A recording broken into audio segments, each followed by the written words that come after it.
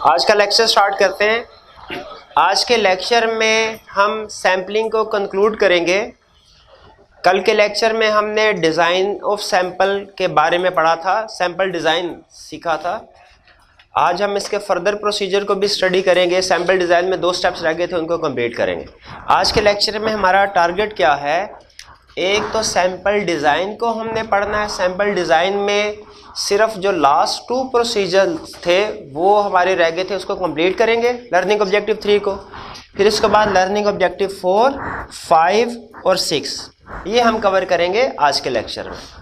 चूँकि कल की क्लास में स्टूडेंट की तादाद थोड़ी कम थी, तो 7-8 मिनट में जो प्रीवियस लेक्चर है, कल का लेक्चर, उसकी एक क्विक रिवीजन भी कर रहा हूँ ताकि जो स्टूडेंट मौजूद थे उनकी भी रिवीजन हो जाए और जो स्टूडेंट एब्सेंट थे उन्हें कुछ थोड़ा ओवरव्यू मिल जाए चैप्टर का। डेफिनेटली जो डेफिशिएंसी थी छुट्टी की वजह से अब वो कवर तो नहीं हो सकेगी, लेकिन फिर भी मेरी कोशिश होगी कि जो क्रिटिकल कंसेप्ट, मेन कंसेप्ट है सारे, वो क्विकली रिवाइज करवा दूँ। फिर उसके बाद हम आगे चलेंगे। सबसे पहला कंसेप्ट कि जब हम सैम्पलिंग यूज़ करते हैं अपने ऑडिट में, तो जिस तरह कंफर्मेशन वाले चैप्टर में हमने ये सीखा था कि कंफर्मेशन के लिए स्टेप बाय स्टेप कुछ हम प्रोसीजर परफॉर्म करते हैं, उसी तरह सैम्पलिंग यूज़ करते हुए भी हमने स्टेप बाय स्टेप कुछ प्रोसीजर परफॉर्म करने हैं। वो क्या है? मेन प्रोसीजर, मेन स्टेप्स जो है हमारे सैम्पलिंग यूज़ करते हुए वो 4 स्टेप्स हैं। Sample design, performing procedure, projection, result evaluation. 4 steps में सैम्पलिंग होगी, 4 मेन स्टेप्स में। यानी जब कभी हमने सैम्पलिंग करनी है तो 4 स्टेप्स कौन से होंगे? Step 1 sample design, step 2 performing procedure, step 3 projection और स्टेप 4 रिजल्ट इवैल्यूएशन। हम सैंपल डिज़ाइन से स्टार्ट करते हैं। सैंपल डिज़ाइन करने का मतलब क्या है? इस फेज़ में करते क्या है? सैंपल डिज़ाइन में हम बेसिकली जो सैम्पलिंग के रूल्स हैं, जो पैरामीटर्स हैं, वो डिसाइड करते हैं, वो डिटरमिन करते हैं जिन क्राइटेरिया, जिन रूल्स के मुताबिक सैम्पलिंग हमने आगे परफॉर्म करनी है। जैसे आपको बताया था, जिस तरह क्रिकेट मैच है उसमें मैच से पहले कुछ रूल्स डिसाइड कर लिए जाते हैं, फिर मैच शुरू किया जाता है। उसी तरह सैम्पलिंग में भी, सैंपल डिज़ाइन में हम कुछ रूल जो है वो डिसाइड, डिटरमिन करते हैं। सबसे पहला काम सैंपल डिज़ाइन में क्या करते हैं? Determine purpose and population. हम डिटरमिन करते हैं पर्पस ऑफ सैंपल क्या है और पॉपुलेशन क्या होगी। देखिए, सैम्पलिंग जो है वो 2 पर्पसेस के लिए की जाती है। या तो टेस्ट ऑफ कंट्रोल के लिए सैम्पलिंग होगी, या टेस्ट ऑफ डिटेल्स के लिए, या टेस्ट ऑफ कंट्रोल या टेस्ट ऑफ डिटेल्स के लिए। और सैम्पलिंग का जो पर्पस है ये फिर डिसाइड करता है कि पॉपुलेशन क्या होगी। अगर पर्पस टेस्ट ऑफ डिटेल है तो डेफिनेटली जो हमारी पॉपुलेशन होगी वो फाइनेंशियल स्टेटमेंट्स की ट्रांजैक्शंस होगी। और अगर हमारा पर्पस टेस्ट ऑफ कंट्रोल है तो हम इंटरनल कंट्रोल में जो मैनेजमेंट के पॉलिसी एंड प्रोसीजर्स हैं उनमें से सैंपल सेलेक्ट करेंगे। तो सबसे पहले काम हमने क्या करना है? डिसाइड करना है पर्पस क्या होगा। यानी टेस्ट ऑफ कंट्रोल के लिए सैम्पलिंग यूज कर रहे हैं या टेस्ट ऑफ डिटेल के लिए। ये हमने जितने भी स्टेजेस आपके सामने रखी है, ये टेस्ट ऑफ कंट्रोल और टेस्ट ऑफ डिटेल दोनों के लिए। लेकिन अगर कोई स्टेप सिर्फ और सिर्फ टेस्ट ऑफ कंट्रोल के लिए है तो वो हमने उसके सामने मेंशन कर दिया। अगर कोई स्टेप सिर्फ और सिर्फ टेस्ट ऑफ डिटेल के लिए है तो वो उसके सामने मेंशन कर दिया। बाकी जो स्टेप कॉमन है वो सबके साथ। तो ये सारी अप्रोच टेस्ट ऑफ कंट्रोल की सैम्पलिंग के लिए भी है, टेस्ट ऑफ डिटेल की सैम्पलिंग के लिए भी है। पर्पस डिसाइड करने के बाद नेक्स्ट स्टेप हमने क्या किया? डिफाइन किया व्हाट विल बी डेविएशन और मिस स्टेटमेंट। हमने डिफाइन किया कि डेविएशन क्या होगी, मिस स्टेटमेंट क्या होगी।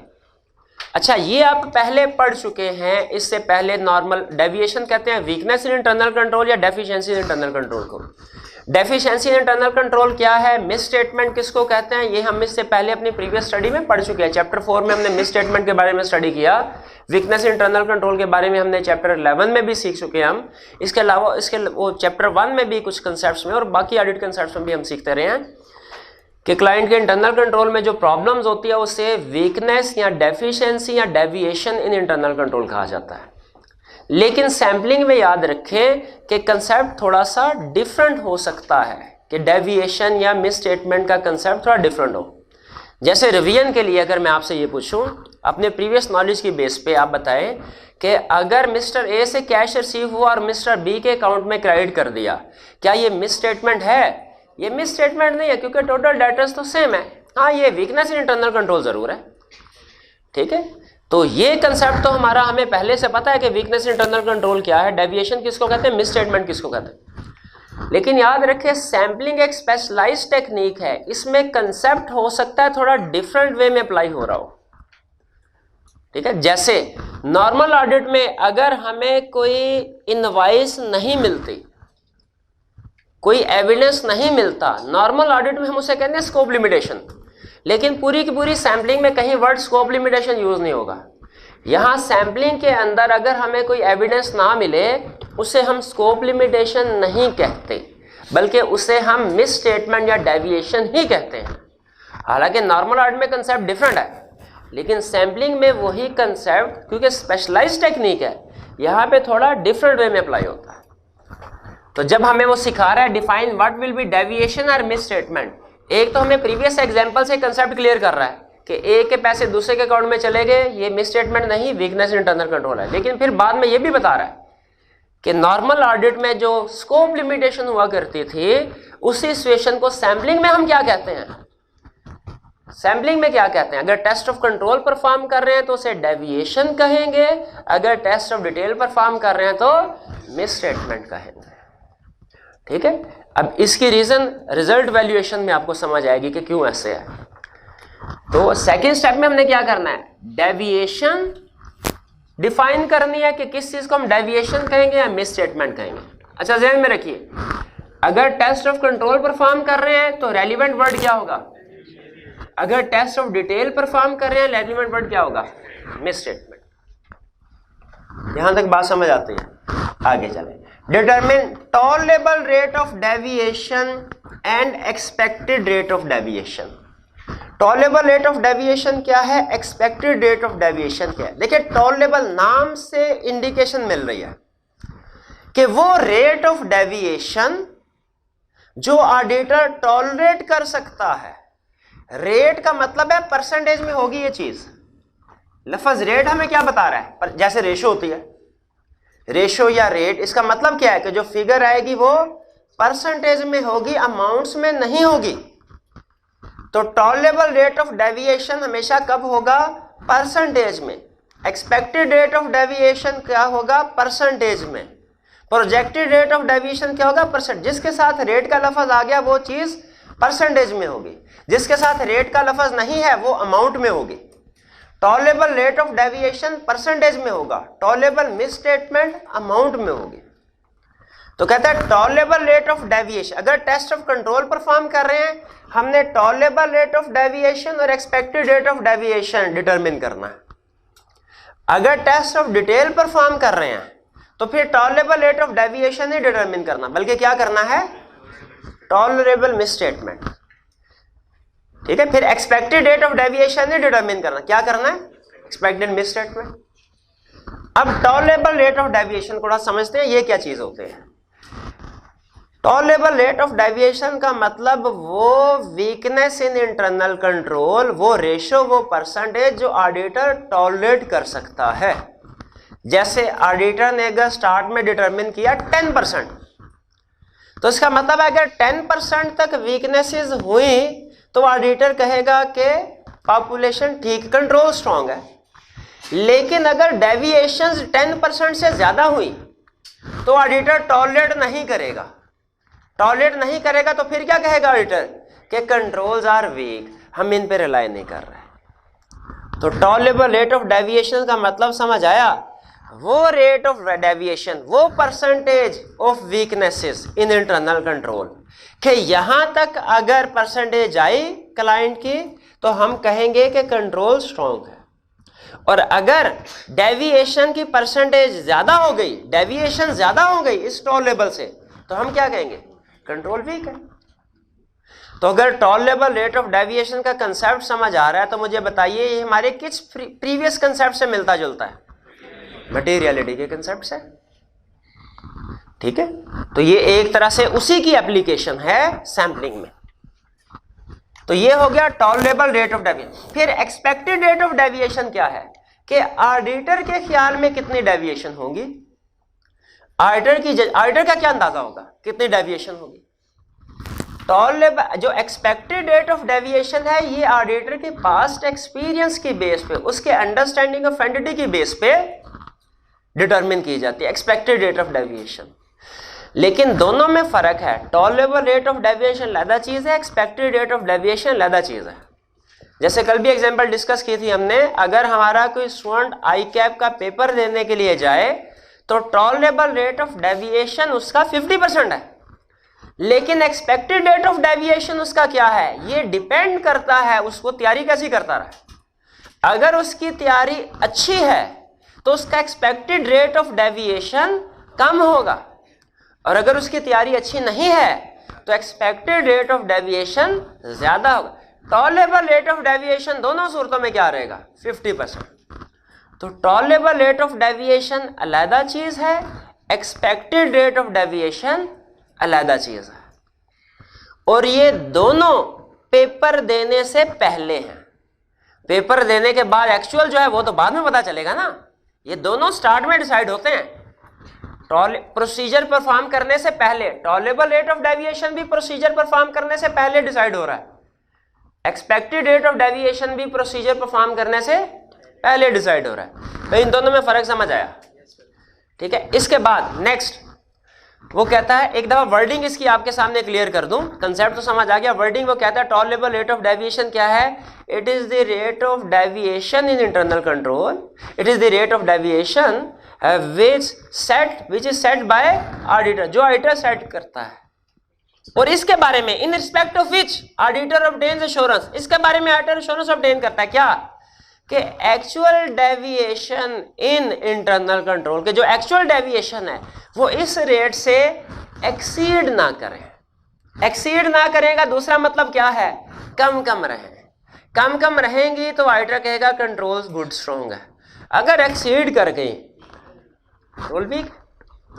तो ये है हमारा tolerable rate of deviation, expected rate of deviation.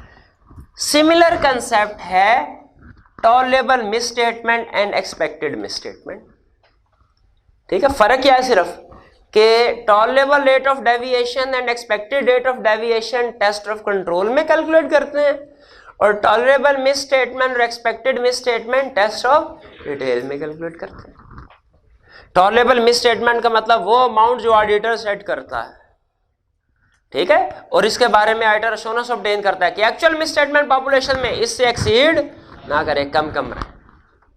Tolerable misstatement लफ्ज से कंसेप्ट इंडिकेट हो रहा है कि इतनी को मिसस्टेटमेंट जितनी को ऑडिटर बर्दाश्त कर सकता है, यानी अगर इस लेवल तक, ये टॉलरेबल मिसस्टेटमेंट का लेवल है, इस लेवल तक मिसस्टेटमेंट हुई तो ऑडिटर कहेगा पॉपुलेशन ठीक है। अगर इससे एक्सीड की तो फिर ऑडिटर कहेगा कुछ गड़बड़ है। तो ये टॉलरेबल मिसस्टेटमेंट का कंसेप्ट समझ आया? अगर कंसेप्ट समझ आया तो बताइए ये टॉलरेबल मिसस्टेटमेंट हमारे किस प्रीवियस कंसेप्ट से मिलता जुलता है?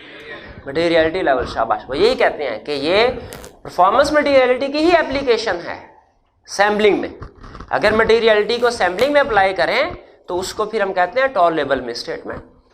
और एक्सपेक्टेड मिसस्टेटमेंट क्या टॉलरेबल मिसस्टेटमेंट का ही दूसरा नाम है? नहीं नहीं नहीं नहीं, एक्सपेक्टेड का मतलब जो ऑडिटर के ख्याल में, ऑडिटर के अंदाजे में कितनी मिसस्टेटमेंट होगी। अब ऑडिटर के कैसे पता चलता है एक्सपेक्टेड मिसस्टेटमेंट का? प्रीवियस एक्सपीरियंस से, अंडरस्टैंडिंग से, result of test of control से, ठीक है। जैसे हमें कैसे, टीचर को कैसे अंदाजा होता है कि स्टूडेंट पेपर देने जा रहा है, इसका एक्सपेक्टेड रेट ऑफ डेविएशन कितना? टॉलरेबल तो सबको पता है, एक्सपेक्टेड कितना, टीचर को कैसे पता चलता है? प्रीवियस एक्सपीरियंस से। और किस चीज से पता चलना? रिजल्ट्स ऑफ टेस्ट से। तो ये है हमारी फिर नेक्स्ट स्टेप है सैम्पलिंग अप्रोच। सैम्पलिंग अप्रोच क्या करते हैं? हमारे ऑडिट में दो तरह के सैम्पलिंग अप्रोचेस हैं। कुछ लोग स्टैटिस्टिकल टेक्निक्स को सैम्पलिंग में इस्तेमाल करते हैं, कुछ लोग स्टैटिस्टिकल टेक्निक्स को सैम्पलिंग में इस्तेमाल नहीं करते। अगर हम सैम्पलिंग में स्टैटिस्टिकल टेक्निक्स को इस्तेमाल करें इसे कहते हैं स्टैटिस्टिकल सैम्पलिंग। अगर हम सैम्पलिंग में स्टैटिस्टिकल टेक्निक्स को इस्तेमाल ना करें इसे कहते हैं नॉन स्टैटिस्टिकल सैम्पलिंग। और स्टैटिस्टिकल सैम्पलिंग में क्या स्टैट की हर टेक्निक इस्तेमाल होती है? नहीं नहीं, दो होती हैं, एक रैंडम नंबर, एक probability theory. Random number, probability theory. भाई रैंडम नंबर को कैसे यूज करते हैं? अगर हम सैंपल को सेलेक्ट करने के लिए रैंडम नंबर को यूज करें और रिजल्ट्स को वैल्यूएट करने के लिए प्रोबेबिलिटी थ्योरी को यूज करें, तो ऐसी सैम्पलिंग को क्या कहेंगे? Statistical sampling. हमारी ऑडिट में सैम्पलिंग की कितनी अप्रोचेज हैं? स्टैटिस्टिकल और नॉन स्टैटिस्टिकल। अगर हम सैम्पलिंग में आइटम को सेलेक्ट करने के लिए रैंडम नंबर यूज करें और रिजल्ट को वैल्यूएट करने के लिए प्रोबेबिलिटी थ्योरी यूज करें, इसे क्या कहेंगे? Statistical sampling. और अगर हम ये काम ना करें, कोई एक काम ना करें या दोनों ही ना करें, नॉन स्टैटिस्टिकल। हमारे प्रोफेशन में दोनों प्रोबेबिलिटी थ्योरी समझते हैं ना, क्या होती है कि अगर 10 में से 2 गलतियां हैं तो 100 में कितनी होंगी? 20। ये कैलकुलेशन करते हैं ना आप, ये प्रोबेबिलिटी होती है। प्रोबेबिलिटी थ्योरी यही तो यूज करना है, और बड़े बड़े फार्मूले नहीं इस्तेमाल करने हमने, सिंपल फार्मूला कि 10 में 2 गलतियां, 20 में 5 गलतियां हैं, 50 में कितनी होंगी? ठीक है, ये कैलकुलेशन करना, यही है प्रोबेबिलिटी थ्योरी। तो स्टैटिस्टिकल और नॉन स्टैटिस्टिकल अप्रोच में फर्क समझ आया? हमने डिसाइड करना है फिर भैया स्टैटिस्टिकल अप्रोच लेके चलने है कि नॉन स्टैटिस्टिकल। हमारे ऑडिट में कौन सी अलाउड है? दोनों अलाउड है। हाँ, प्लस माइनस होते हैं इनके, मतलब इसके एडवांटेज डिसएडवांटेज है, नॉन स्टैटिस्टिकल के भी एडवांटेज डिसएडवांटेज है। ठीक है, तो हमारे सिलेबस में से सिर्फ स्टैटिस्टिकल के एडवांटेज डिसएडवांटेज डिस्कस किए हैं, क्योंकि इसके अपोजिट इसके बन जाएंगे। स्टैटिस्टिकल का सबसे बड़ा एडवांटेज क्या है? आप विदाउट बायस सैंपल साइज कैलकुलेट कर सकते हैं, वो मोर एक्यूरेट होता है, ऑब्जेक्टिव होता है, इजीली डिफेंड किया जा सकता है। ठीक है, लार्ज सैंपल साइज जो है वो इजीली हैंडल कर सकते हैं लार्ज डाटा को। लेकिन डिसएडवांटेजेस क्या होते हैं? इन्वेस्टमेंट कॉस्ट लगती है, ह्यूमन जजमेंट जो है वो अप्लाई नहीं कर सकते आप। जो ऑडिटर को अपनी जजमेंट, अपना एक्सपीरियंस होता है, वो फिर स्टैटिस्टिकल सैम्पलिंग में वो यूज नहीं कर सकता। ठीक है, इसलिए ज्यादातर प्रैक्टिस में जो ऑडिटर्स हैं वो स्टैटिस्टिकल सैम्पलिंग को पसंद नहीं करते। बहरहाल आपकी मर्जी है, दोनों में से कोई सा भी यूज कर सकते हैं। यहां तक क्लियर जी? कोई क्वेश्चन है यहां तक तो पूछ लीजिए। यहां तक हमने कल के लेक्चर में कवर कर लिया था। कोई यहां पे रुक रहा हूं, कोई क्वेश्चन है तो वन बाय वन पूछिए। जी मेरे भाई।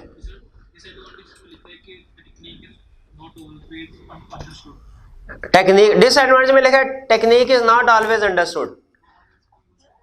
नहीं, उसने कहा नॉट ऑल के, इसका यह मतलब नहीं है कि हमेशा ही नहीं समझी जाती। नहीं, इसका मतलब है कि हो सकता है कि हमेशा नहीं, कभी कभी ना भी समझ आए।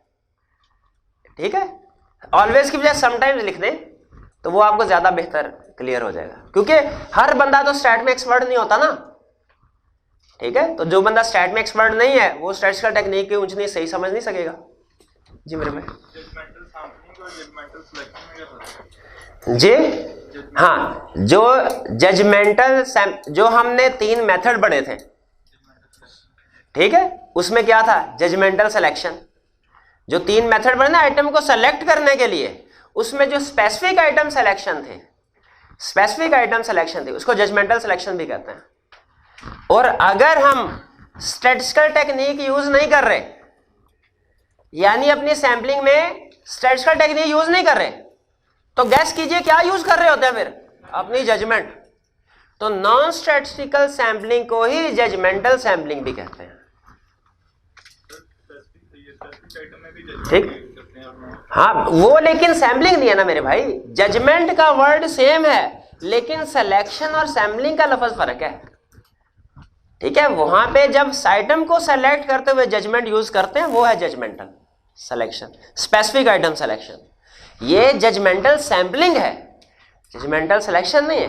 ये स्टैटिस्टिकल नॉन स्टैटिस्टिकल सैंपलिंग का दूसरा नाम क्या है? Judgmental sampling.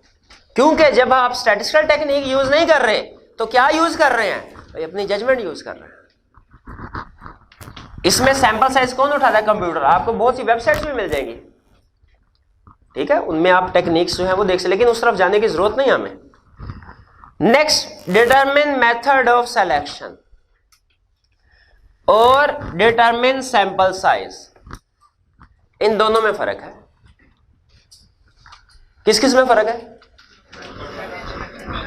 Method of selection में, सैंपल साइज में।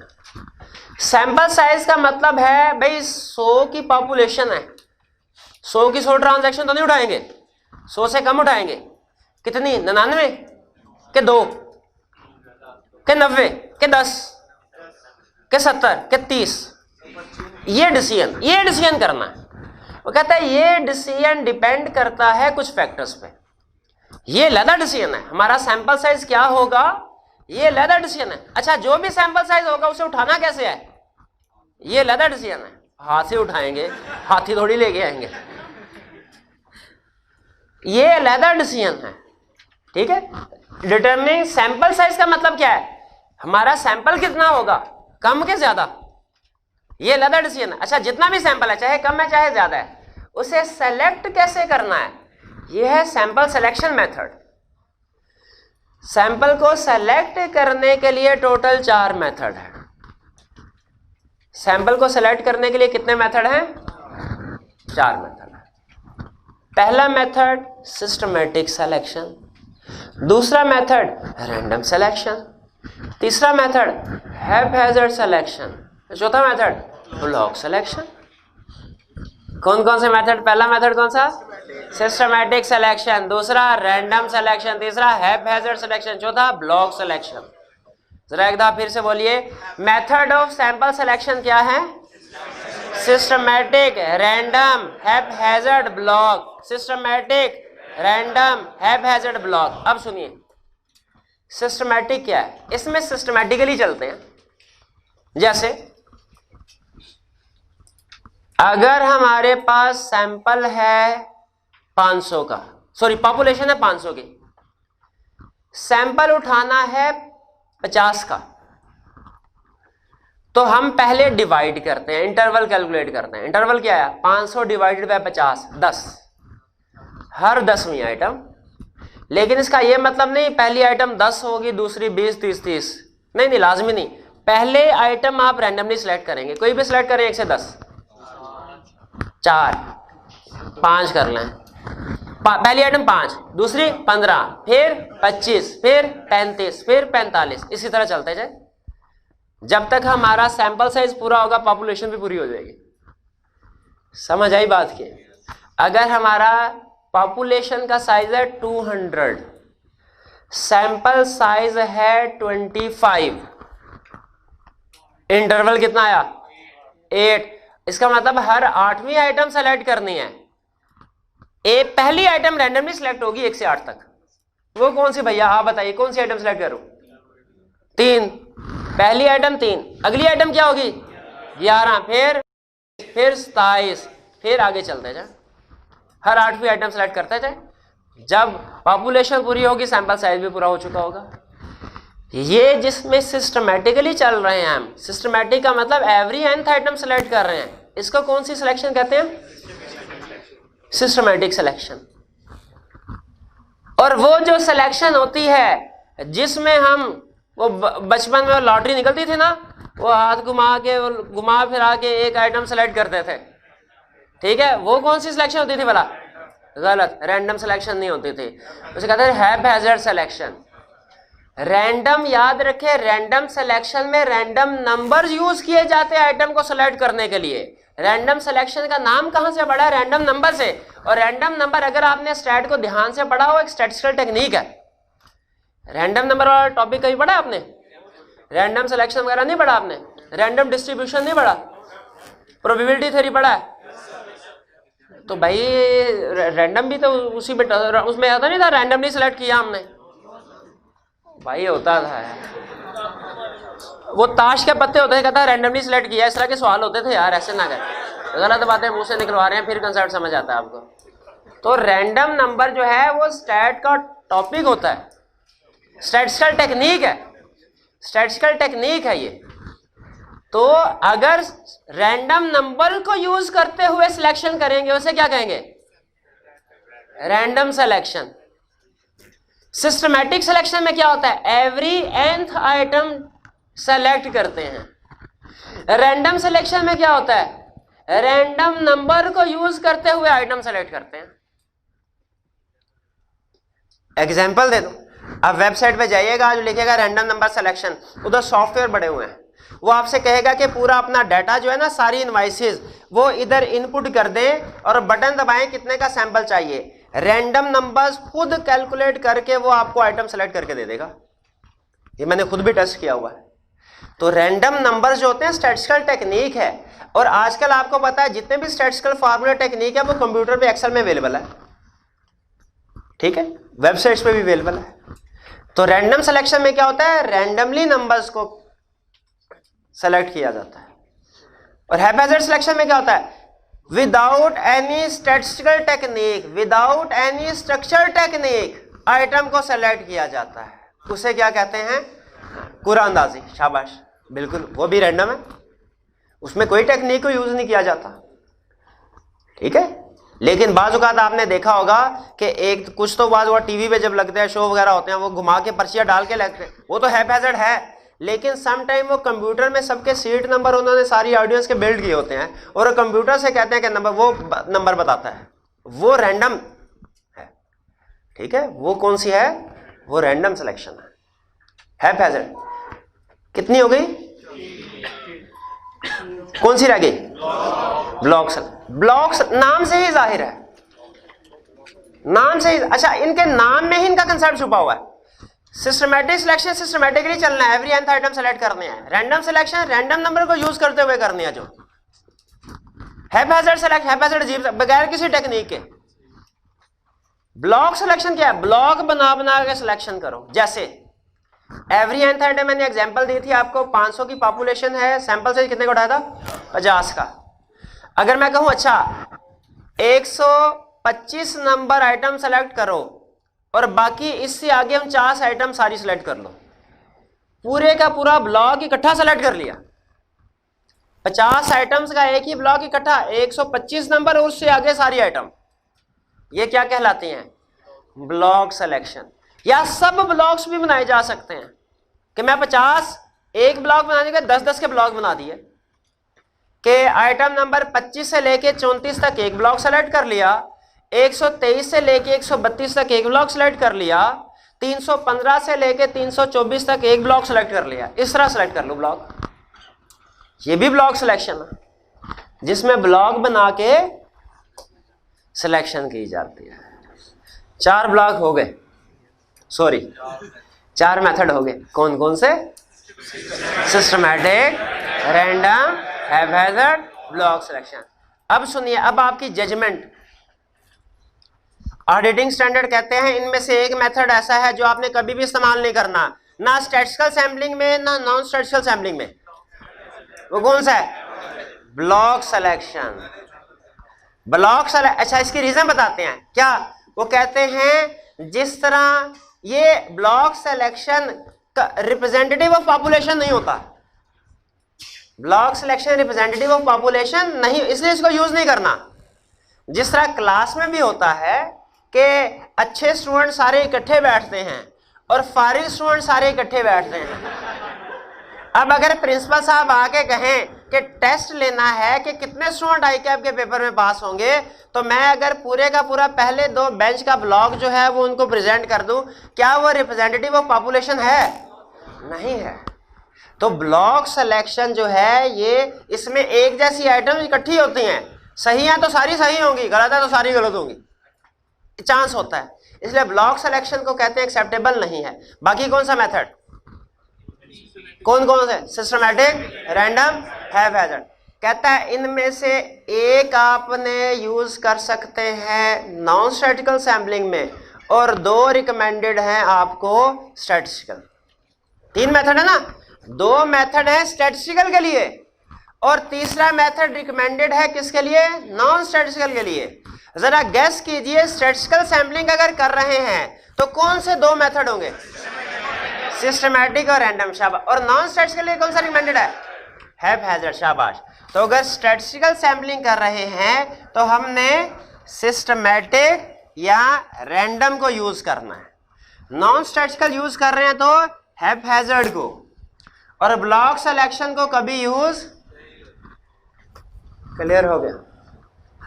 अब क्या रह गया कंसेप्ट, सैंपल साइज का। एक दफा का जिक्र नहीं है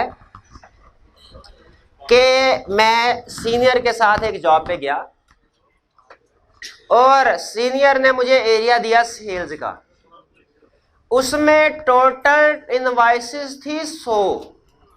मैंने सीनियर से कहा सर मैंने ये तो पढ़ा हुआ है 100 की 100 ट्रांजैक्शन चेक नहीं करनी, बताइए सैंपल साइज क्या रखूं कितने। उसने कहा 30 का सैंपल रखो।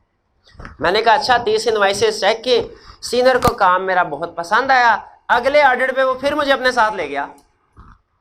इत्तेफाक से अगले ऑडिट पे मुझे सेल्स का एरिया मिला। इत्तेफाक से उस सेल्स के एरिया में भी 100 ट्रांजैक्शन थे। मैंने फिर सीनियर से कहा सर मैंने इतना तो पढ़ा हुआ ऑडिट में कि 100 की 100 ट्रांजैक्शन को सेलेक्ट नहीं करते, बताइए सैंपल साइज क्या रखूं। सीनियर ने कहा 70 का। मैंने कहा सर ठहर जाएं, आप मेरे से नाराज तो नहीं? कहा नहीं नाराज तो नहीं, तुम्हें क्यों ऐसा लगा? मैं कहा पिछले ऑडिट में 100 में से आपने कहा 30 ट्रांजैक्शन सेलेक्ट करो, इसमें कहा है 100 में से 70। लगता है मेरी किसी बात पे नाराज हो गए हैं और मुझे जो है सजा देना चाह रहे हैं।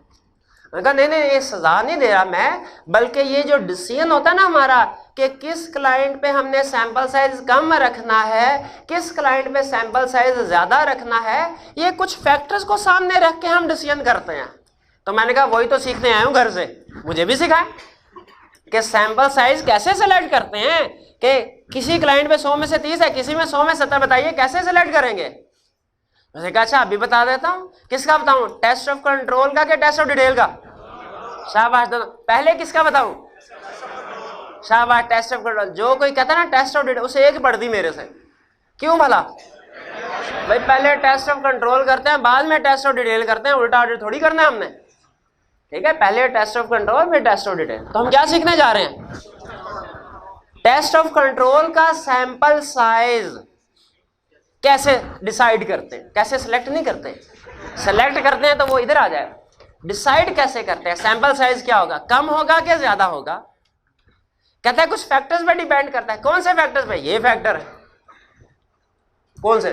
पहला टॉलरेबल रेट ऑफ डेविएशन। पहला कौन सा? Tolerable rate of deviation. अब आपने सोचना क्या है, सोचना क्या है, डायरेक्ट कंक्लूजन पे नहीं जाना, सोचना ऐसे है। टॉलरेबल रेट ऑफ डेविएशन का मतलब materiality level. Materiality level increase हो रहा है, ये सारे फैक्टर इंक्रीज के साथ समझाऊंगा, डिक्रीज खुद ही समझ लीजिएगा। Tolerable rate of deviation increase हो रहा है यानी materiality level increase. Materiality risk का इनवर्स रिलेशनशिप होता है, materiality increase risk decrease, risk decrease तो sample size decrease.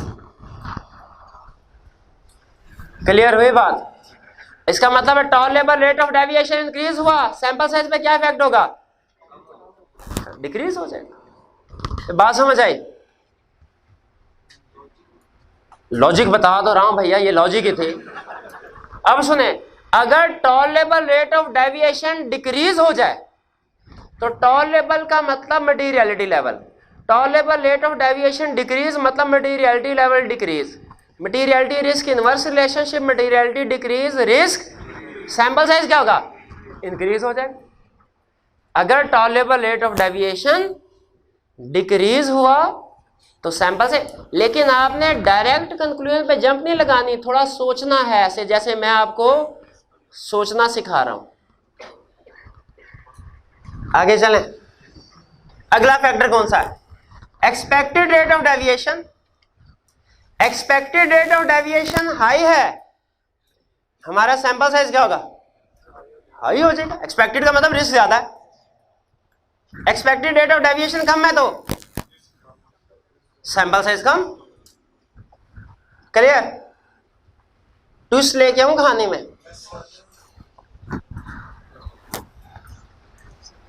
Expected rate of deviation high, sample size for test of control high. अभी तो पढ़ा है, expected rate of deviation high, sample size high.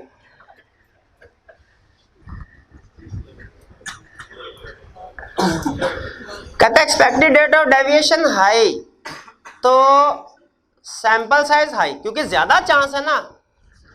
कहते हैं अगर expected rate of deviation is unacceptably high, बहुत ही ज्यादा हाई, तो फिर टेस्ट ऑफ कंट्रोल ही ना करो। यानी हमारे स्टूडेंट वाली एग्जांपल जो ICAP का पेपर देने गया था, अगर उसका एक्सपेक्टेड रेट ऑफ डेविएशन 80% है, सिर्फ 20% सिलेबस की तैयारी की उसने एक्सपेक्ट, तो हम उसे कहेंगे भैया बेहतर है तुम पेपर देने ही ना जाओ, जरूर टाइम गवानी आपने। ठीक है, तो एक्सपेक्टेड रेट ऑफ डेविएशन समझ आ गया बात। डिजायर्ड लेवल ऑफ एश्योरेंस, जितनी ज्यादा एश्योरेंस चाहिए सैंपल साइज ज्यादा, जितनी कम एश्योरेंस चाहिए। ऑडिट में सैंपल साइज क्या होता है, ज्यादा के कम, रिव्यू की निस्बत ज्यादा। क्यों? लेवल ऑफ एश्योरेंस ज्यादा है। रिव्यू में सैंपल साइज क्या होता है, क्यों? डिजायर्ड लेवल ऑफ एश्योरेंस कम है। Extent to which auditor plans to rely on internal control, अगर ऑडिटर कंट्रोल पे ज्यादा रिलाई करना चाहता है, सैंपल साइज ज्यादा। अगर कंट्रोल्स पे कम रिलाई करना चाहता है, और अगर कंट्रोल्स पे रिलाई ही नहीं करना चाहता, तो टेस्ट ऑफ कंट्रोल करे ही ना, करे ही ना। भैया बात समझ आई? नहीं आई, दोबारा से। पॉपुलेशन साइज अभी नहीं समझा रहा, ये इकट्ठा समझाऊंगा। टेस्ट ऑफ डिटेल की तरफ आते हैं। टॉलरेबल मिसस्टेटमेंट, अब उसी तरह ये सारे फैक्टर्स को पहले इंक्रीज के साथ समझा रहा हूं, इंक्रीज के साथ सोच के। टॉलरेबल मिसस्टेटमेंट इंक्रीज कर गया, सैंपल साइज पे इफेक्ट क्या होगा? ये जो रेड वाला एरो है ना, ये इफेक्ट ऑन सैंपल साइज बता रहा है। ये रेड वाला एरो क्या बता रहा है? सैंपल साइज पे क्या इफेक्ट होगा। अगर टॉलरेबल मिसस्टेटमेंट इंक्रीज कर जाए, इफेक्ट ऑन सैंपल साइज क्या होगा? कैसे? टॉलरेबल मिसस्टेटमेंट क्या होती है? मटेरियलिटी इंक्रीज, रिस्क डिक्रीज, तो सैंपल साइज क्या होगा? कम होगा। हम इन सारे फैक्टर को इंक्रीज करते जाएंगे। और ये क्या है? ये एरो क्या शो क्या कर रहा है? सैंपल साइज पे इफेक्ट क्या आएगा?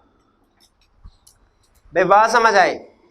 तो बताइए, अगर expected rate of deviation increase कर जाए, तो सैंपल साइज पे एक्सपेक्टेड डेविएशन इंक्रीज कर जाए, सैंपल साइज पर टेस्ट ऑफ डिटेल पे क्या फर्क पड़ेगा?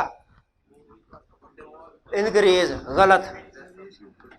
मैंने पूछा था भैया, इधर मैंने पूछा था expected rate of deviation increase कर जाए, sample size for test of detail पे क्या फर्क पड़ेगा?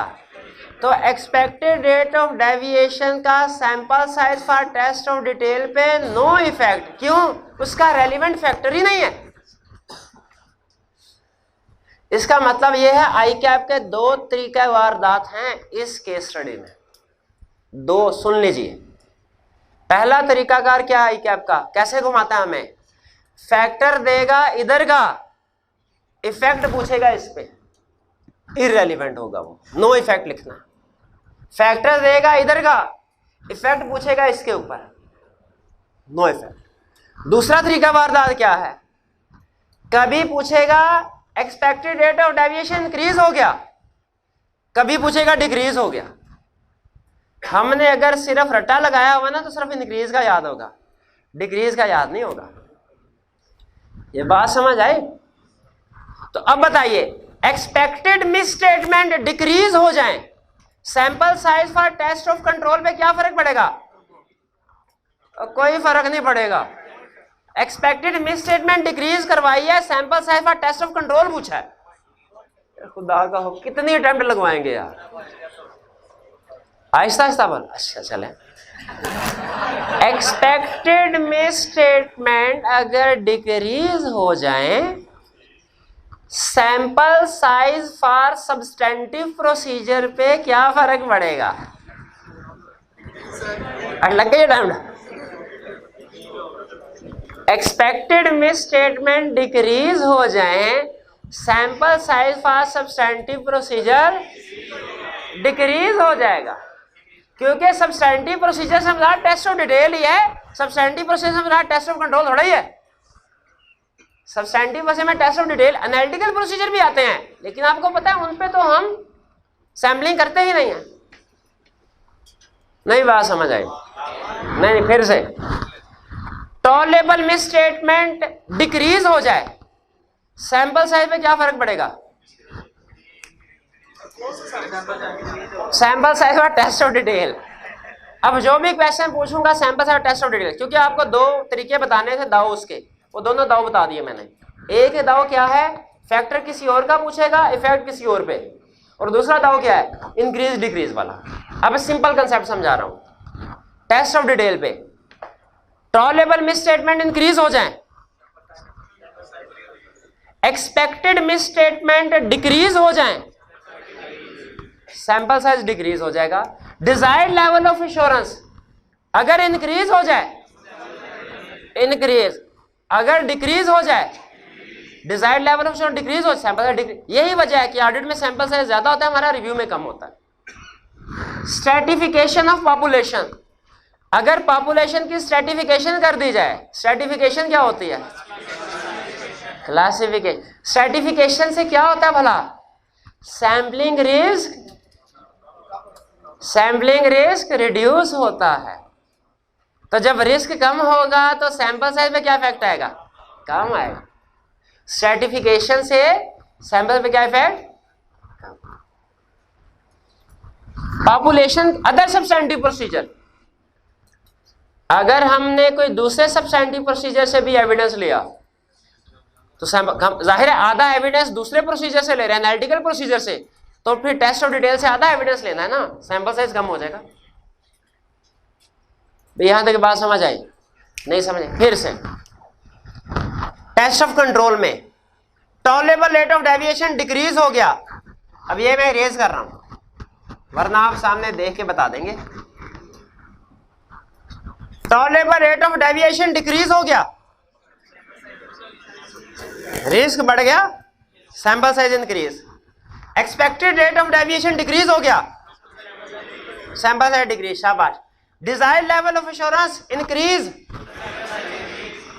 एक्सटेंड, ऑडिटर ज्यादा रिलाई करना चाहता है, कम रिलाई करना चाहता है, रिलाई ही नहीं करना चाहता। टॉलरेबल मिस स्टेटमेंट कम है,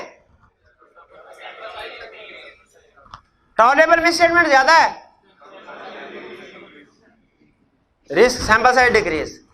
एक्सपेक्टेड मिस स्टेटमेंट कम है, expected misstatement unacceptably, sorry expected,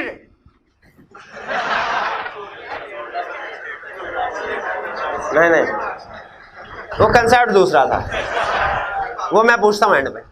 expected miss statement decrease, desired level of assurance increase, stratification population की कर दी, सैंपल साइज डिक्रीज। अच्छा वो कंसेप्ट, अगर expected rate of deviation unacceptably high है, expected rate of deviation unacceptably high है, तो sample size और test of control पे क्या फर्क पड़ेगा? टेस्ट ऑफ कंट्रोल परफॉर्म ही नहीं करेंगे। ठीक है, अनएक्सेप्टेबली हाई का मतलब समझ आया। अब आते हैं पॉपुलेशन की तरफ। पॉपुलेशन का होता है नेग्लिजिबल इफेक्ट। एक तो ऑप्शन ये है, इसको समझे और आगे चलें, अपनी जिंदगी भी आसान करें, मेरी भी आसान चलें, कोई बात नहीं, एक एक लफ्ज़ समझ लें, लेकिन फिर याद रखना। वैसे आई कैप आपसे रीजन नहीं पूछेगा। क्या पाकिस्तान में कोई ऐसी कंपनीज हैं जिनकी ट्रांजैक्शन, जिनका रेवेन्यू करोड़ों में है? कैसी कंपनी है जिनका रेवेन्यू अरबों में है? दोनों तरह की कंपनीज का ऑडिट हमने कितने अरसे में करना होता है? कंपनीज एक्ट कहता है कि जी 4 महीनों में एजीएम करवानी है, वो 21 दिन का नोटिस होता है, कट कटा के हमारे पास तकरीबन 3 महीने बचते हैं। मैथ ये कहता है, मैथ के अरब बनते हैं, करोड़ों को 100 से ज़रब दें फिर अरबों बनते हैं।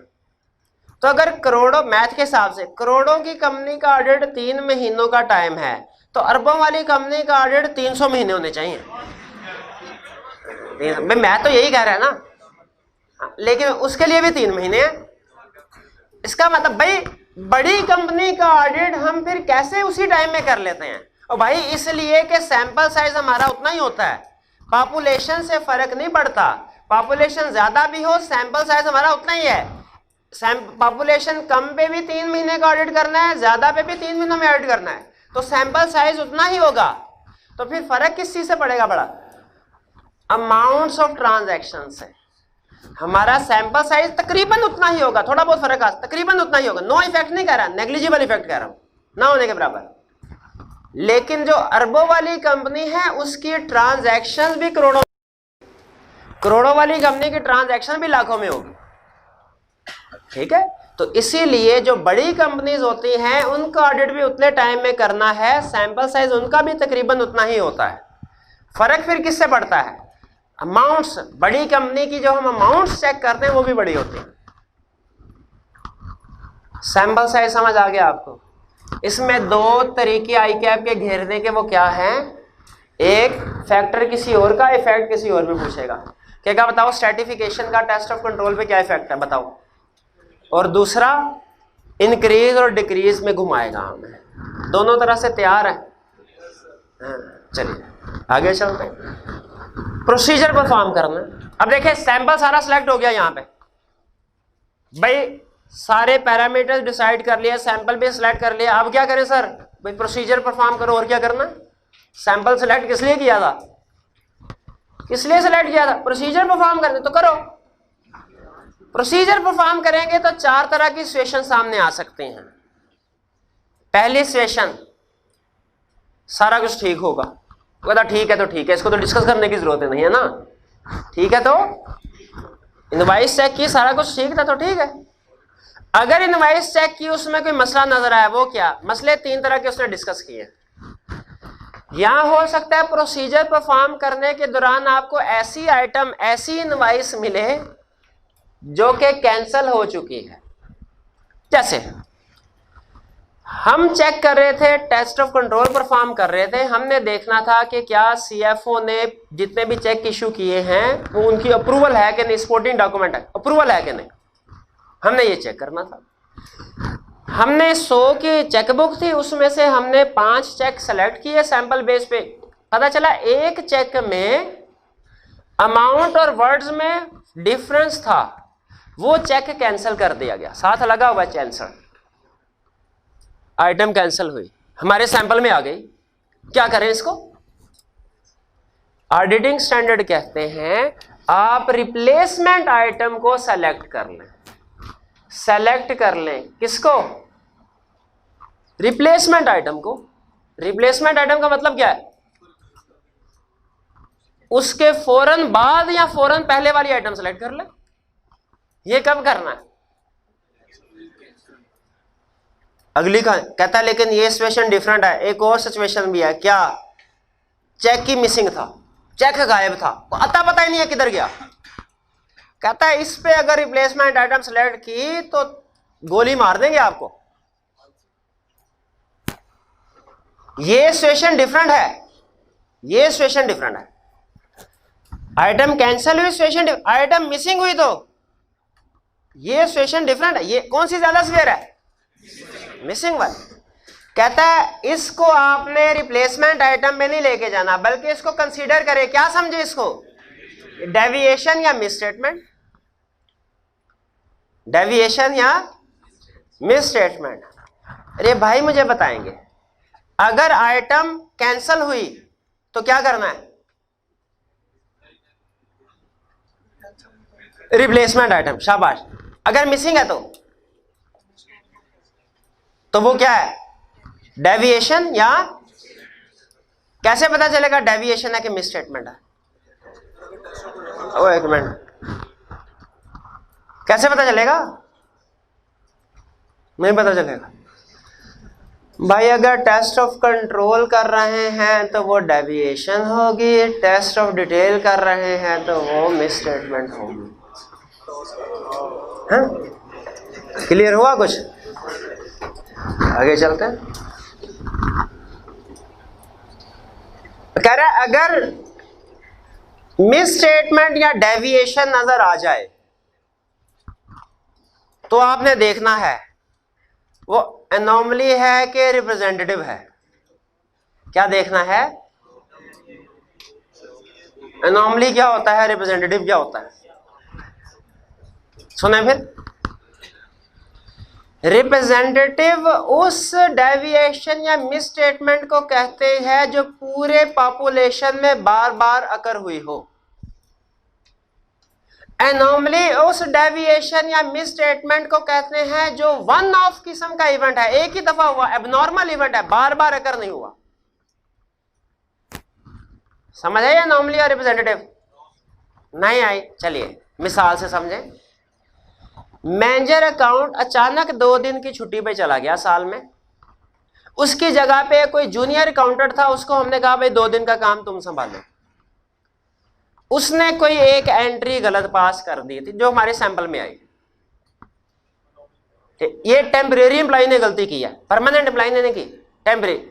बताइए क्या मैं ऐसे करूं, प्रोजेक्शन करनी ऐसे करूं 2 दिनों में एक गलती तो 360 दिनों में 180 गलतियां प्रोजेक्शन करूं इसके?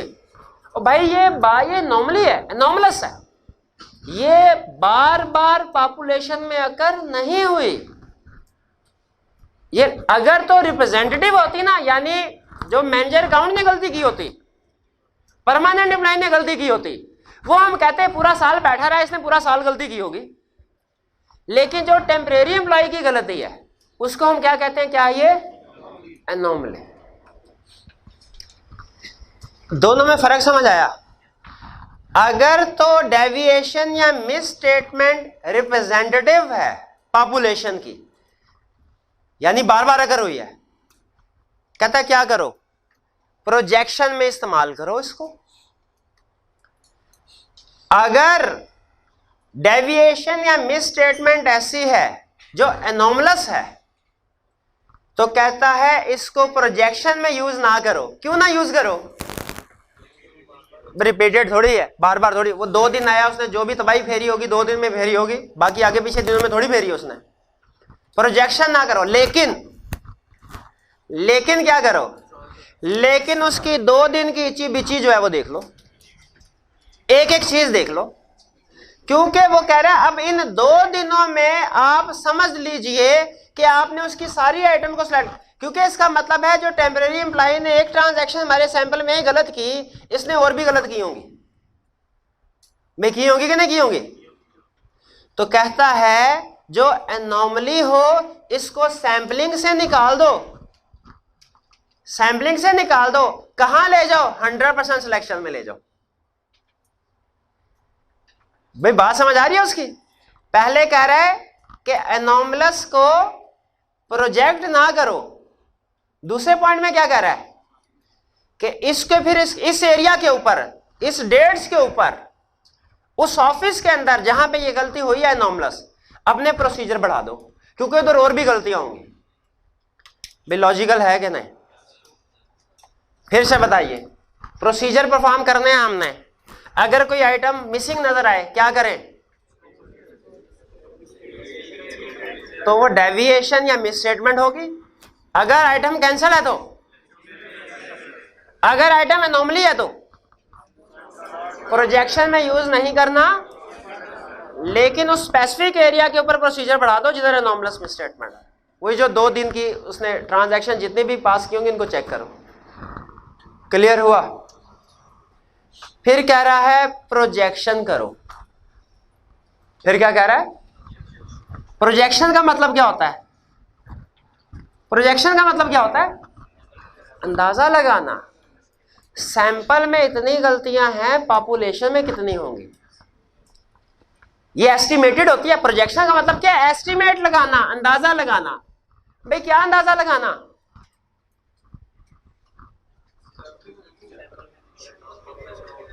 इसको क्या कहते हैं? Projection. Projection projection test of control में भी करना है, टेस्ट ऑफ डिटेल में भी। लेकिन क्या कहता है कि टेस्ट ऑफ कंट्रोल में प्रोजेक्शन की जरूरत नहीं, जो सैंपल का डेविएशन रेट है वही पॉपुलेशन का डेविएशन रेट है। टेस्ट ऑफ कंट्रोल में प्रोजेक्शन करने की जरूरत नहीं, जो सैंपल का डेविएशन रेट है वही पॉपुलेशन का डेविएशन रेट। नहीं समझ आए? पॉपुलेशन 500 की, सैंपल उठाया 50 का, मिस स्टेटमेंट निकली 8। पॉपुलेशन 500 की, सैंपल 100 का उठा ले, कैलकुलेशन आसान हो जाएगी।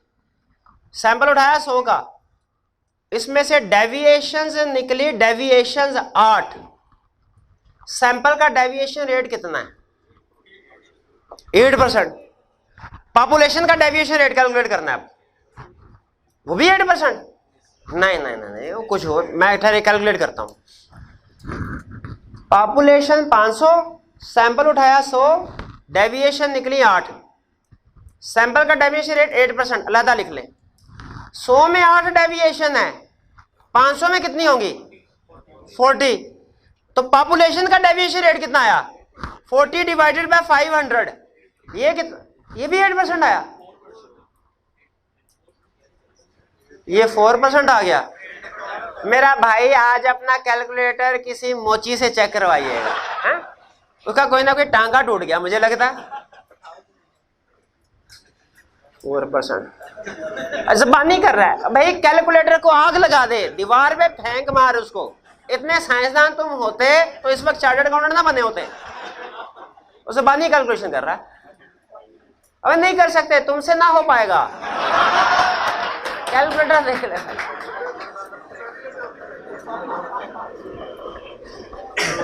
तो जो सैंपल का डेविएशन रेट है वही पॉपुलेशन का डेविएशन रेट है।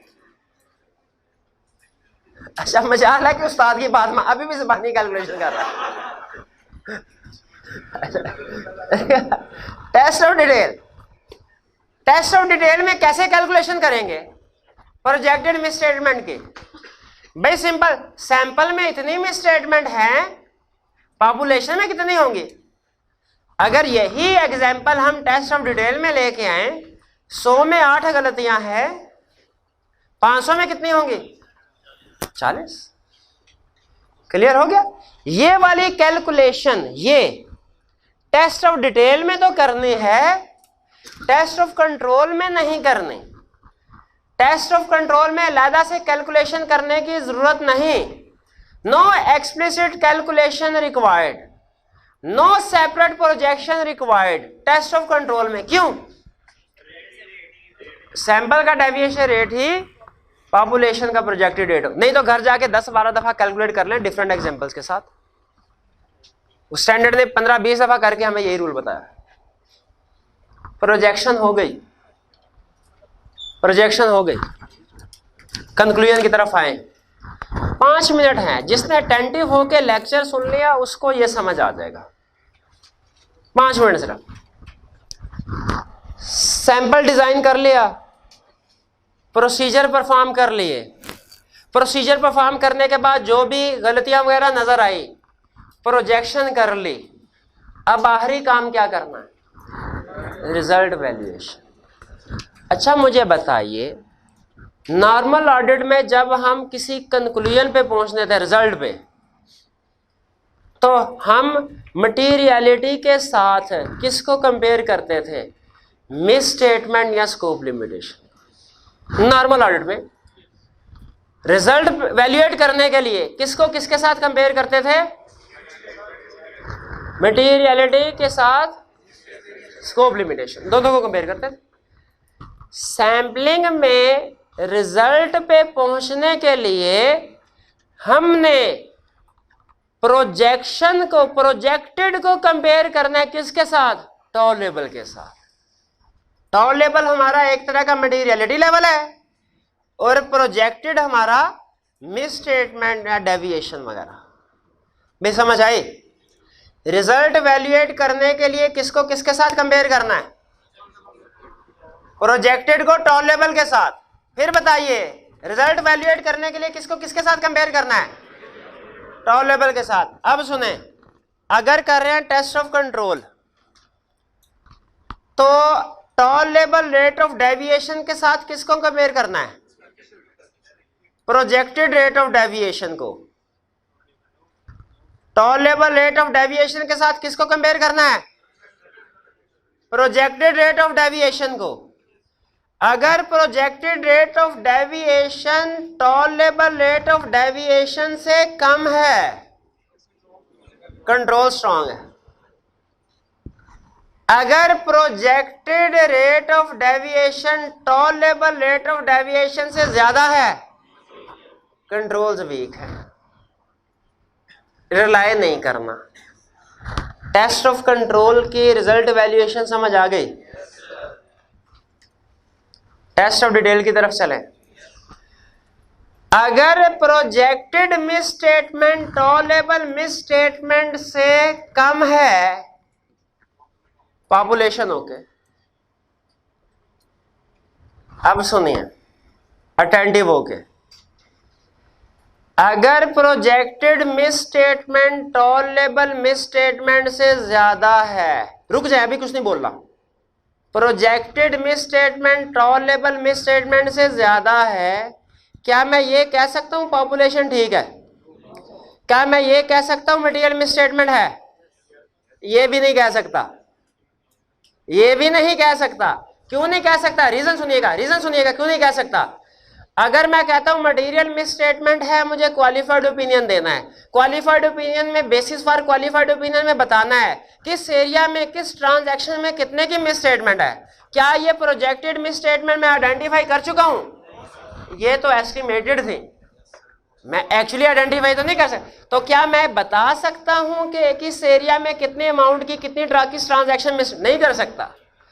अजीब सिचुएशन है यहां पे। जब प्रोजेक्टेड मिस स्टेटमेंट टॉलरेबल से ज्यादा है, मैं ना ये कह सकता हूं पॉपुलेशन ठीक है, ना मैं ये कह सकता हूं पॉपुलेशन गलत है। यहां पे फिर मैं क्या कह सकता हूं?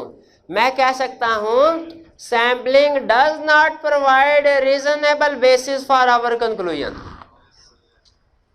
यहां क्या कहता हूं मैं? Sampling does not provide reasonable basis for our conclusion. इस लाइन के बाद ऑडिटिंग स्टैंडर्ड कहते हैं आप लोग मजीद प्रोसीजर परफॉर्म करो। किस लिए? इन एस्टिमेटेड मिस स्टेटमेंट को ढूंढने के लिए मजीद प्रोसीजर परफॉर्म करो। किस लिए? स्टेटमेंट्स को ढूंढने के लिए। मेरी बात समझ आई? कोई नहीं समझ आई? कि आप चाहते हैं, काम मुश्किल है, कि आप चाहते हैं 5 मिनट में पूरी सैंपलिंग का कंसेप्चुअल ओवरव्यू मिल जाए। 5 मिनट देने पड़ेंगे जिंदगी के। तैयार है? अभी बैठे बैठे आ जाइए। इसी चैप्टर के एंड पे आधे सफ़े पे न्यूमेरिक एग्जाम्पल है, इसको पढ़ लीजिए। जिसने इसको पढ़ लिया, समझ लिया, इंशाल्लाह सैम्पलिंग कंसेप्चुअली समझ आ गई। रटे वाले काम करने होंगे आपने, कंसेप्चुअली इंशाल्लाह समझ आ गई। ज़रा इसकी रीडिंग कर लीजिए। इसमें फिर जो इशू होगा वो इंशाल्लाह हम कल के लेक्चर में डिस्कस करेंगे। ठीक है जी। आज का लेक्चर यहाँ पे ख़त्म करते हैं। अल्लाह हाफिज़।